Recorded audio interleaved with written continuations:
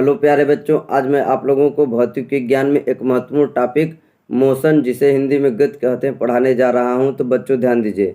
बच्चों सबसे पहले आप ध्यान दीजिए, यह जो चैप्टर होता है मोशन, गति जिसे हिंदी में कहते हैं, कक्षा 9 और कक्षा 11 दोनों के सिलेबस में होता है। ओके बच्चों, तो यह वीडियो लेक्चर कक्षा 9 के विद्यार्थी और कक्षा 11 के विद्यार्थी दोनों देख करके अध्ययन कर सकते हैं। ओके बच्चों ध्यान दीजिए, जो गति चैप्टर होता है वो कक्षा 9 के सिलेबस में भी होता है और कक्षा 11 के सिलेबस में भी होता है।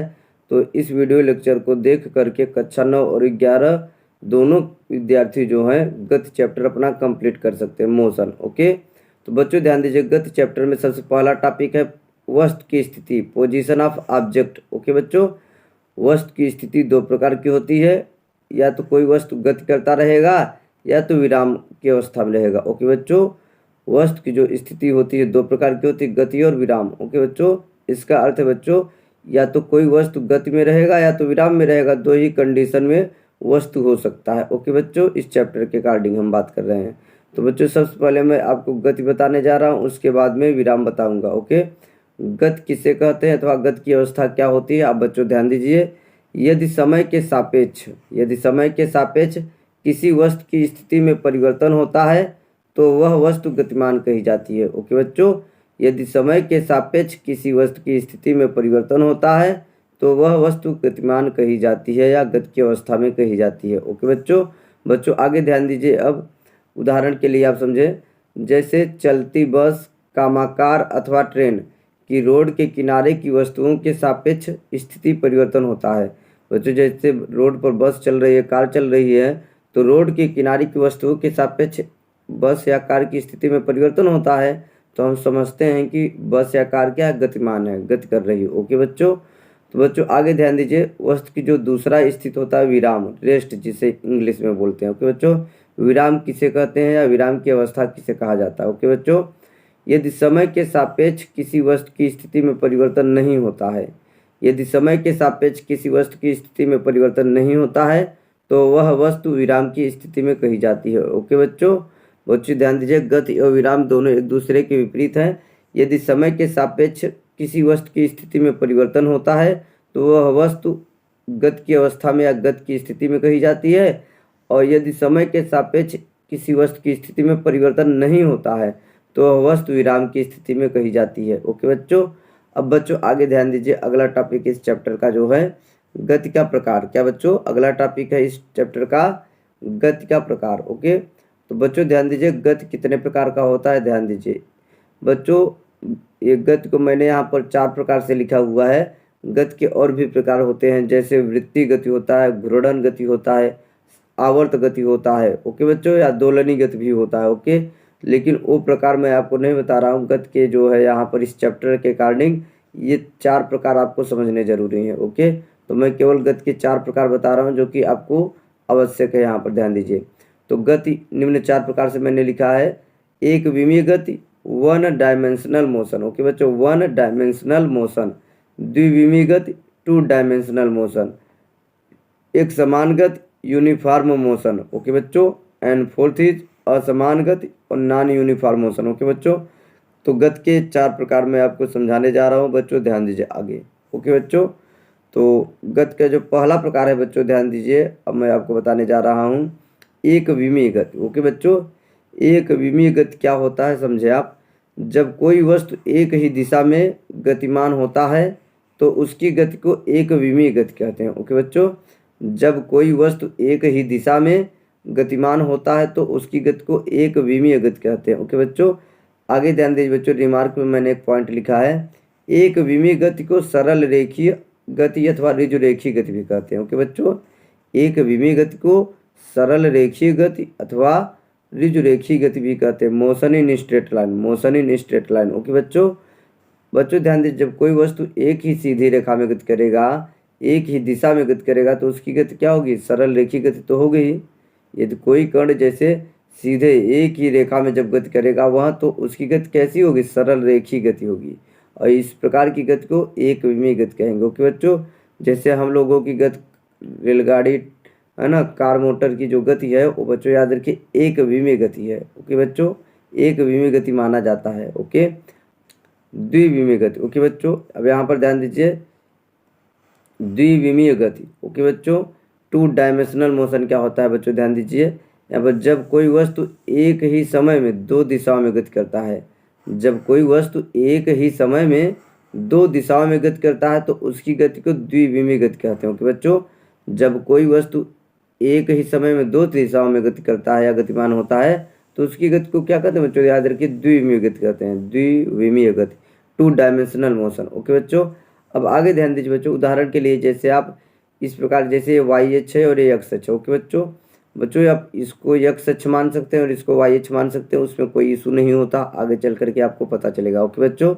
एक्स अक्ष और वाई अक्ष ये होता है, रियल मैंने यहाँ पर मिस्टेक से लिख दिया है तो आप कन्फ्यूज नहीं होंगे। ओके बच्चों, तो ध्यान दीजिए, जैसे ये यहाँ से एक बॉल को इस प्रकार फेंका जा रहा है। ओके बच्चों, ये ग्राउंड मानिए, इसको क्या मानिए, ग्राउंड। ओके बच्चों, तो देखिए बॉल जब ऐसे जा रहा है इस रास्ते से तो ये जो बॉल है वाई अक्ष में भी गति कर रहा है और एक्स अक्ष में भी गति कर रहा है। ओके बच्चों, समझ पा रहे कि नहीं? यदि यहाँ पर आप बात को समझे, एक बार फिर से मैं आपको बता दूं। यहाँ पर बच्चों जैसे ये है, ये एक ऑब्जेक्ट है, इस तरीके से यदि आप यहाँ से फेंकेंगे, इसको ग्राउंड समझिए, इसको ग्राउंड समझिए बच्चों। ओके, तो बच्चों देखिए गेंद तो इधर आगे भी जा रहा है, आगे भी जा रहा है, क्षैतिज दूरी भी चल रहा है और गेंद ऊपर भी ऊर्ध्वाधर दूरी भी तय कर रहा है। ओके बच्चों, समझ रहे हैं? तो गेंद जो है एक ही समय में ये क्षैतिज दूरी भी तय कर रहा है, आगे भी जा रहा है और ऊर्ध्वाधर दूरी भी तय कर रहा है, यानी एक साथ वह 2 दिशाओं में गतिमान है। तो इस प्रकार की गति को द्विविमीय गति कहते हैं, मोशन इन 2 डायमेंशन कहते हैं। ओके बच्चों, समतल में गति, और याद रखिए बच्चों, जो प्रक्षेप्य गति इसी का एग्जाम्पल होता है। ओके बच्चों, आप कक्षा 11 में प्रक्षेप्य गति पढ़ेंगे जो इसी का एग्जाम्पल होता है। ओके, तो बच्चों अब आगे ध्यान दीजिए, गति का अगला प्रकार एक समान गति। ओके बच्चों, एक समान गति या यूनिफॉर्म मोशन किसे कहते हैं, आप ध्यान दीजिए। जब कोई वस्तु समान समय अंतराल में समान दूरी तय करती है तो उसकी गति एक समान गति कहलाती है। ओके बच्चों, जब कोई वस्तु या पिंड समान समय अंतराल में समान दूरी तय करती है तो उसकी गति एक समान गति कहलाती है, यूनिफॉर्म मोशन कहलाती है। ओके बच्चों, एक महत्वपूर्ण बात बच्चों याद रखिए, एक समान गति के लिए जो ग्राफ होता है सरल रेखा होता है। जब एक समान गति के लिए समय और दूरी के बीच ग्राफ खींचा जाता है। ओके बच्चों, एक समान गति के लिए जब दूरी और समय के बीच में ग्राफ खींचा जाता है वो हमेशा सरल रेखा होता है। तो आप महत्वपूर्ण बात ये याद रखिए, एक समान गति के लिए ग्राफ सरल रेखा होता है, और जब मैं ग्राफ बताऊंगा आपको गति से संबंधित तो वहाँ पर ये चीज़ें बहुत अच्छे से क्लियर हो जाएंगी। ओके बच्चों, तो आप अभी के लिए इतना याद रखिए और इसको जरूर याद रखिए कि एक समान गति के लिए जो ग्राफ होता है सरल रेखा होता है। ओके बच्चों, असमान गति। ओके बच्चों, जो गति का अगला प्रकार होता है, जो चौथा होता है लास्ट, असमान गति क्या होता है बच्चों, ध्यान दीजिए, नॉन यूनिफॉर्म मोशन। ओके बच्चों, जब कोई वस्तु समान समय अंतराल में अलग अलग दूरी तय करता है। ओके बच्चों, जब कोई वस्तु समान समय अंतराल में अलग अलग दूरी तय करता है तो उसकी गति असमान गति कहलाती है। ओके बच्चों, जब कोई वस्तु समान समय अंतराल में अलग अलग दूरी तय करता है तो उसकी गति असमान गति कहलाती है। बच्चों याद रखिए, असमान गति का जो ग्राफ होता है वक्र होता है, असमान गति का जो ग्राफ होता है वक्र होता है, वो सरल रेखा नहीं होगा। ओके बच्चों, सरल रेखी गति है ना, यानी असमान गति का जो वक्र होता है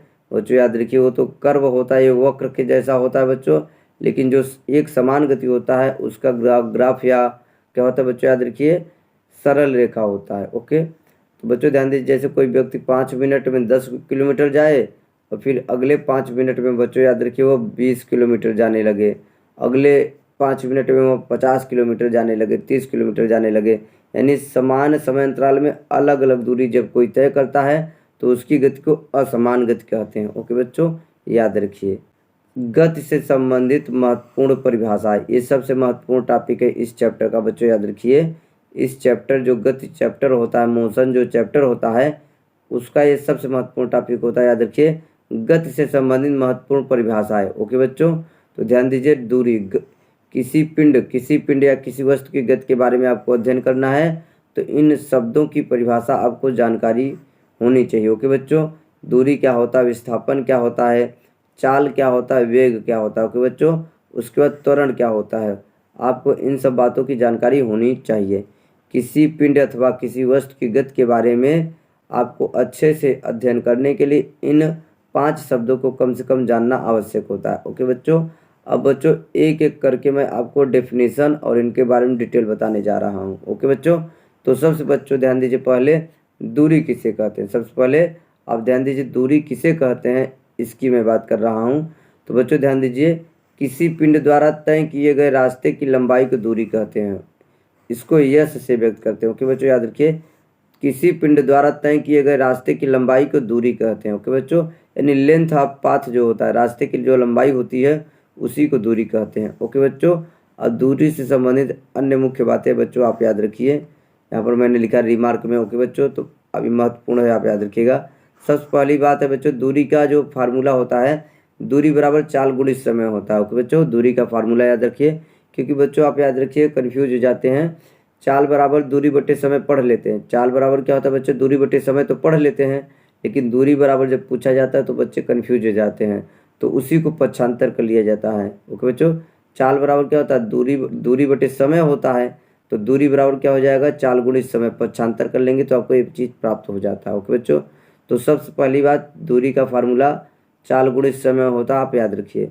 बच्चों दूसरी महत्वपूर्ण बात याद रखिए, दूरी के विषय में जो डिस्टेंस होती है इसे अदिश राशि कहते हैं। अदिश राशि होती है, जो डिस्टेंस या दूरी होता है वो अदिश राशि स्केलर क्वांटिटी होती है। ओके बच्चों, याद रखिए, दूरी का एसआई अथवा एमकेएस मात्रक मीटर होता है। दूरी को बच्चों याद रखिए एसआई मात्रक के रूप में मीटर में व्यक्त किया जाता है, आप याद रखिएगा।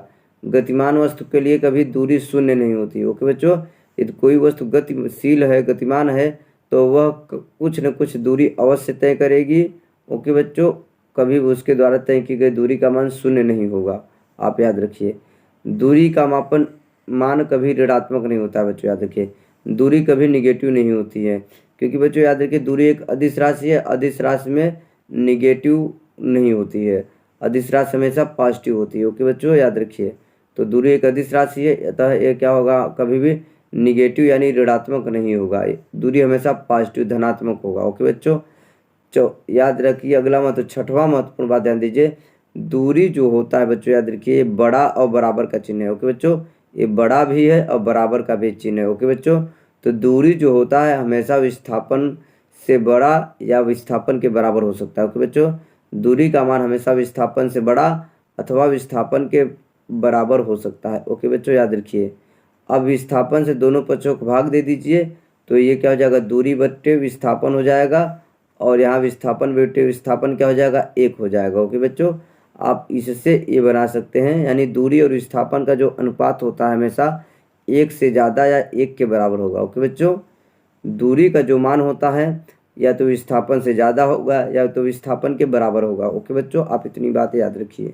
अब बच्चों आगे ध्यान दीजिए, अगला पॉइंट मैं आपको बता दे रहा हूँ विस्थापन के विषय में। ओके बच्चों, विस्थापन क्या होता है, विस्थापन की जानकारी लीजिए। ओके, तो विस्थापन को इंग्लिश में डिस्प्लेसमेंट कहते हैं। ओके बच्चों, तो वस्तु द्वारा एक निश्चित दिशा में चली गई दूरी को विस्थापन कहते हैं। वस्तु द्वारा एक निश्चित दिशा में चली गई दूरी को विस्थापन कहते हैं। अर्थात बच्चों याद रखिए, दूरी के साथ में याद रखिए दिशा, डायरेक्शन को जोड़ दीजिए तो वह दूरी विस्थापन हो जाती है। ओके बच्चों, आप याद रखिए, वस्तु द्वारा एक निश्चित दिशा में चली गई दूरी को क्या कहते हैं, विस्थापन कहते हैं। ओके, तो दूरी के साथ में डायरेक्शन का भी आप ज्ञान दे दीजिए तो वो क्या हो जाता है, विस्थापन हो जाता है। एग्जाम्पल के लिए बच्चों, जैसे मैं बोलूँ मेरा घर यहाँ से, किसी भी डेस्टिनेशन से बोल दीजिए मेरा घर यहाँ से 10 किलोमीटर दूर है, तो मैं यह केवल दूरी बता रहा हूँ अपने घर से, है ना। मान लीजिए मैं विद्यालय की बात कर रहा हूँ, मेरा घर मेरे विद्यालय से क्या है, 10 किलोमीटर दूर है, तो मैं बच्चों केवल क्या बता रहा हूँ, विद्यालय से घर की दूरी बता रहा हूँ। यदि मैं बोलूँ मेरा घर विद्यालय से 10 किलोमीटर पूर्व दिशा में है, मेरा घर जो है विद्यालय से 10 किलोमीटर पूर्व दिशा में है, तो बच्चों ये ध्यान दीजिए मैं विस्थापन बता रहा हूँ, क्योंकि दूरी के साथ में जब विस्थापन आप दिशा बता देते हैं तो विस्थापन हो जाता है। ओके बच्चों, अब बच्चों विस्थापन की जो परिभाषा है एक दूसरी याद रखिए। विस्थापन की ये परिभाषा सवाल को हल करने में, न्यूमेरिकल को हल करने में मदद करेगी। ओके बच्चों, याद रखिए ये जो परिभाषा है विस्थापन की बहुत ही महत्वपूर्ण है। इसी की सहायता से आप न्यूमेरिकल सवाल को हल करेंगे। ओके बच्चों, तो ध्यान दीजिए विस्थापन की दूसरी परिभाषा, वस्तु की अंतिम स्थिति और प्रारंभिक स्थिति के बीच की न्यूनतम दूरी को विस्थापन कहते हैं। ओके बच्चों, वस्तु की अंतिम स्थिति और प्रारंभिक स्थिति के बीच की न्यूनतम दूरी यानी कम से कम दूरी को विस्थापन कहते हैं बच्चों। और याद रखिए बच्चों एक महत्वपूर्ण बात आप यहाँ पर, यदि वस्तु की अंतिम स्थिति और प्रारंभिक स्थिति को आप सीधे स्ट्रेट लाइन से मिलाएंगे तभी विस्थापन प्राप्त होगा। कहने का मतलब बच्चों, जैसे आप ये यहाँ से ए से कहाँ गए, बी गए, ए से बी गए और बी से कहाँ गए, सी गए बच्चों। ओके बच्चों, ए से बी, बी से सी गए और आपको विस्थापन बताना है। विस्थापन बताना है तो आप हमेशा याद रखिए अंतिम स्थिति और प्रारंभिक स्थिति को हमेशा स्ट्रेट लाइन सीधे मिलाएंगे तभी कम से कम दूरी यही तो बनेगी। अंतिम को प्रारंभिक जैसे जब सीधे मिलाएंगे एकदम स्ट्रेट लाइन से तभी जाकर के कम से कम दूरी प्राप्त होती है। ओके बच्चों, तो विस्थापन प्राप्त करने के लिए यही कॉन्सेप्ट हम लगाएंगे। ओके बच्चों, अब आगे ध्यान दीजिए बच्चों विस्थापन के विषय में महत्वपूर्ण बात। ओके बच्चों, पहली बात ध्यान दीजिए, मैंने यहाँ पर लिखा है रिमार्क में बच्चों विस्थापन के विषय में पहली महत्वपूर्ण बात, विस्थापन का जो परिमाण होता है दूरी कहलाता है। ओके बच्चों, विस्थापन का जो परिमाण होता है दूरी कहलाता है, आप याद रखिए। ओके बच्चों, मैंने बताया विस्थापन क्या होता है, दूरी प्लस दिशा होता है, दूरी प्लस दिशा होता है। ओके बच्चों, तो आप याद रखिए। तो बच्चों ध्यान दीजिए विस्थापन एक सदिश राशि होती है, वेक्टर क्वांटिटी होती है, वेक्टर क्वांटिटी। विस्थापन जो होती है एक सदिश राशि होती है, वेक्टर क्वांटिटी होती है। अगली बात ध्यान दीजिए विस्थापन का जो मात्रक होता है मीटर होता है। विस्थापन और दूरी दोनों का मात्रक क्या होता है, मीटर ही होता है बच्चों, याद रखिए। विस्थापन शून्य, ऋण अथवा धन तीनों हो सकता है। ओके बच्चों, चौथी बात ध्यान दीजिए विस्थापन के विषय में, विस्थापन का मान शून्य, ऋण अथवा धन तीनों हो सकता है। ओके बच्चों, यानी विस्थापन शून्य भी हो सकता है, ऋणात्मक भी हो सकता है और धनात्मक भी हो सकता है। ओके बच्चों, आप याद रखिए। ओके बच्चों, आगे ध्यान दीजिए विस्थापन का जो मान होता है दूरी के बराबर या इससे कम होता है। ओके बच्चों, मैंने आपको बताया जैसे अभी पीछे दूरी का जो मान होता है विस्थापन से ज़्यादा या विस्थापन के बराबर होगा, उसका बात वही है बच्चों, याद करिए। ऐसा बोल दीजिए विस्थापन दूरी के बराबर या हमेशा दूरी से कम ही होता है बच्चों, दोनों का मतलब सेम है। ओके बच्चों, अब आगे ध्यान दीजिए बच्चों, नेक्स्ट, जब वस्तु की